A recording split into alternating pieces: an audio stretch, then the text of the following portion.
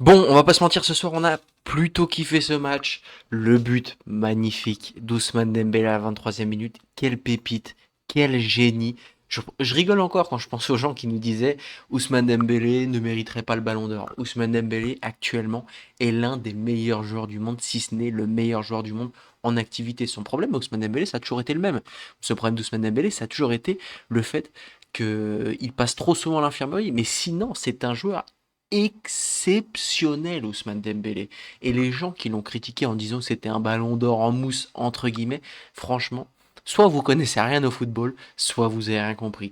Bref, victoire 3-1 du Paris Saint-Germain contre Toulouse. Attention, moi j'ai trouvé que c'était franchement une belle équipe de Toulouse. Hein, honnêtement, j'ai trouvé que c'était assez intéressant. Le jeu proposé par Toulouse qui a, bon, certes au début mis un peu le bus, mais une fois qu'ils ont pris le premier but, ils ont voulu jouer et rattraper au score. Ils ont eu des belles actions, notamment leur but qui était très bienvenu. Attention, on va faire un focus aussi dans cette vidéo sur la très mauvaise performance de Safonov, relative, hein, c'est pas très grave, mais ça me fait un peu peur pour la Ligue des Champions. On sait qu'une grande équipe de Ligue des Champions, c'est généralement une équipe qui est très forte dans ses deux surfaces. Et un gardien comme ça, c'est pas tout à fait rassurant. Attention, attention. Maintenant, ce soir, ce qui a été rassurant, c'était plutôt dans la surface adverse, dans la surface de Toulouse, là où le Paris Saint-Germain était très efficace. Hein, mais bon, ça, on va le voir juste après l'intro. À tout de suite. Footix parisien pour vibrer chaque jour. Les couleurs de Paris, c'est l'amour toujours. Actu déchaîné, prépare-toi au détour. PSG, c'est la vie, la passion, le parcours. Yo yo mes petits frérots, Footix parisien, yo mes petits Footix, premier sur les news du Paris Saint-Germain. Et ce soir, quelle news, quel plaisir de se retrouver enfin après 2 semaines de trêve internationale où on se grattait les veines. Certes, il y a eu des beaux matchs de l'équipe de France, mais ça vaut pas un match du Paris Saint-Germain. Au début du match, j'ai eu un peu peur quand j'ai vu le bus que nous a mis Toulouse. Je vais pas vous mentir, je me suis dit qu'on allait se taper 90 minutes de défense à 10 derrière. Ensuite, heureusement, Ousmane Dembélé avec tout simplement avec un petit bijou que seul dont lui a le secret, un but exceptionnel. Regardez-moi ça, pleine lucarne. Quel joueur! Quel joueur! Encore une fois, les gens qui nous disaient qu'il méritait pas le ballon d'or, mais vous avez quoi devant les yeux? Qu'est-ce qu'il vous faut de plus? Le mec, il est décisif à chaque fois qu'il marque. Il te fait que des performances exceptionnelles. Regardez-moi ça. Regardez-moi ça. À chaque fois qu'il est présent dans un match pendant 90 minutes, il est exceptionnel. C'est un des joueurs les plus précieux qu'on a. Je veux dire, regardez, 90 minutes à Toulouse, doublé.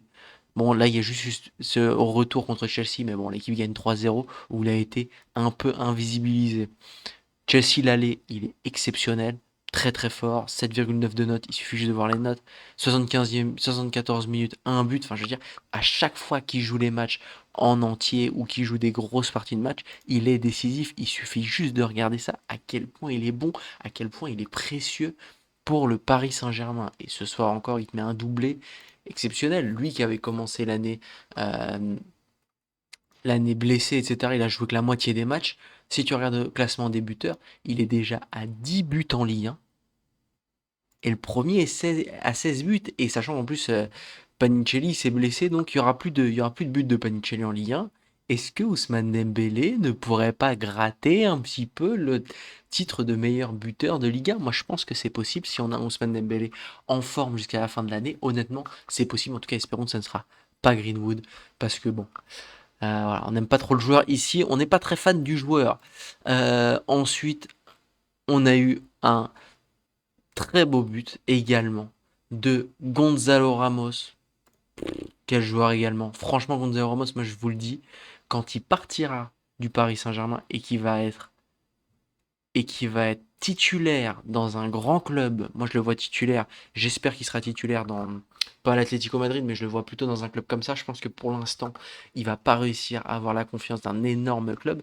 Mais quand il sera titulaire dans un grand club, vous reviendrez voir cette vidéo et vous direz, Footix parisien, il avait eu raison. J'avais eu raison. Parce qu'il est trop fort en fait ce mec. Ce mec-là, tu lui donnes 5, 10 minutes, il est toujours décisif à chaque fois qu'il rentre. Et c'est vraiment ce joueur dont on a besoin, c'est vraiment un super sub.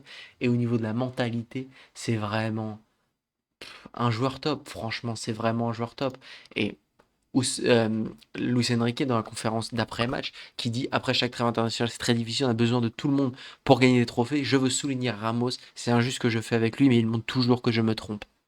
C'est vrai. Gonzalo Ramos, je pense et j'espère pour lui qu'il va quitter le Paris Saint-Germain cet été, malheureusement. Moi j'aimerais qu'il reste. Parce que franchement, en tant que sub, c'est super sub. T'as un 9 de classe mondiale. T'as un 9, franchement. T'as beaucoup de. Je pense, par exemple, au Real Madrid, ils adoreraient jouer Gonzalo Ramos, Kylian Mbappé, Vinicius sur les côtés. Vous voyez ce que je veux dire? On a de l'or entre les mains. Et c'est vrai qu'on en fait un peu de la merde, comme on dit. Mais au final, il est pas mal. Surtout, tu vois, tu penses par exemple qu'en Ligue des Champions, il ne rentre pas une minute, etc. Non, c'est terrible et très très beau but de euh, Gonzalo Ramos. Maintenant, j'aimerais qu'on fasse le focus sur un autre homme qu'on a énormément décrié. J'étais le premier à décrire, à dire que malheureusement, il n'avait pas vraiment le niveau du Paris Saint-Germain. Que même là, on entend, il y a des rumeurs de transfert, comme quoi il pourrait même retourner au Brésil. En même temps, il bénéficie que de très peu de temps de jeu, hein. Tu regardes cette année, il y a très peu de matchs. Il joue un match sur 5, un match sur 6, quoi, en gros. Et pourtant, moi, il y a des matchs où je l'avais trouvé très bon. Honnêtement, Lucas Beraldo, je trouve qu'il a quelque chose déjà. Il suffit de voir ses relances qui sont exceptionnelles. Et là, dans ce rôle de sentinelle, juste au-dessus de la défense, franchement, il est très très bon. Et même, je trouve ça assez rassurant. Moi, je trouve que le Paris Saint-Germain pourrait le reconduire parce que je trouve ça assez rassurant dans le sens où ça peut faire reposer Vitinha, soit en Ligue 1 et même en fin de match de Ligue des Champions. On s'imaginerait pas du tout Paris Saint-Germain jouer sans Vitinha. Mais en tout cas, ça fait un apport de plus au milieu de terrain, même si on a un milieu de terrain qui est déjà bien comblé, mais en tout cas, il fait vraiment ce rôle de sentinelle qu'on n'a pas vraiment, ce rôle-là qu'on n'a pas vraiment au Paris Saint-Germain. Et je pense que grâce à ça, là, avec son nouveau rôle, son nouveau poste, il va re-signer au Paris Saint-Germain, tout simplement. Je pense qu'honnêtement, Beraldo, on va le voir pendant encore quelques années. Pareil, j'ai envie de faire un focus sur un autre joueur. Franchement, ça me fait vraiment chier de devoir faire ce focus. Mais c'est Safonov. Ce soir, Safonov, il y a eu des boulettes. Safonov, en plus, c'est des bâtards parce qu'ils font le focus sur Chevalier quand il y a la boulette de Safonov. Arrêtez avec cette rivalité malsaine qu'a Ligue 1 en plus. Ça se fait pas. Le pauvre Chevalier, il est sur le banc. Déjà, il doit serrer son crânier sur le banc tous les week-ends. Vous faites des focus sur lui tous les week-ends dès qu'il y a une boulette de, de Safonov. C'est pas sérieux, c'est pas cool. Voilà, vous êtes pas cool. Arrêtez. Mais en tout cas, moi je vous le dis, Safonov, c'est vraiment pas rassurant. Je trouve que en Ligue des Champions notamment, on n'a pas vu beaucoup d'équipes gagner sans un très grand gardien ces dernières années. Et j'espère que ça va pas nous faire faux bond euh, contre Liverpool et même dans la suite de la compétition si on arrive à se qualifier. Parce que personnellement, je suis vraiment pas rassuré. Je pense à un match par exemple l'année dernière contre Arsenal, sans un grand Donnarumma, même contre Liverpool au retour, hein. Sans un grand Donnarumma, ce match-là, on ne passait pas. Et moi je vais être honnête avec vous, avec Safonov au cage, on ne passait pas. À voir, à voir. Il va falloir espérer que le Paris Saint-Germain sera nettement supérieur que les autres équipes dans le jeu. Mais je crois que contre des équipes, donc le Bayern par exemple, ça va être très compliqué. Mais bon, on sait, le football n'est pas non plus une science exacte. Et pareil, j'ai envie de faire un focus. J'ai vu ce tweetos, attendez, ça arrive, si ça veut bien charger. J'ai vu ce tweetos qui nous a fait un tweet sur Zabarni et sur l'année prochaine qui disait l'année prochaine, c'est en train de charger, si ça veut bien charger d'ailleurs, Zabarni, on va vraiment t'accompagner la saison prochaine.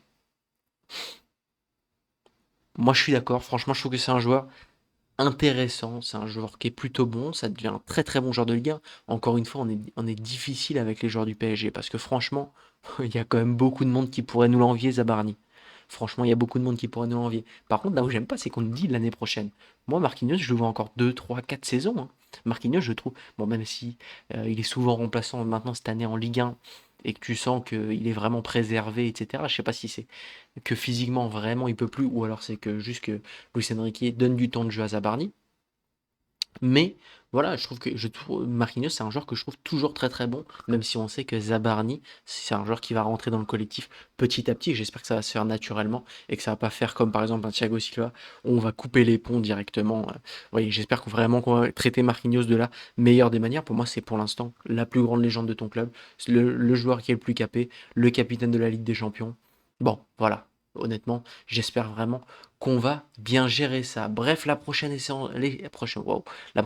échéance du Paris Saint-Germain, ça sera ce match PSG Liverpool en Ligue des Champions. De toute façon, d'ici là, on aura notre notre avant-match, et je vous ferai aussi une vidéo pour le match, bien entendu. Bref, j'espère que vous avez kiffé ce match. N'hésitez pas à me dire votre joueur du match. Bon, je pense que tout le monde va dire Ousmane Dembélé, mais n'hésitez pas à me dire dans les commentaires votre joueur du match. N'hésitez pas à liker, partager et vous abonner, ça me fait toujours plaisir. Ciao ciao les gars, et bonne soirée.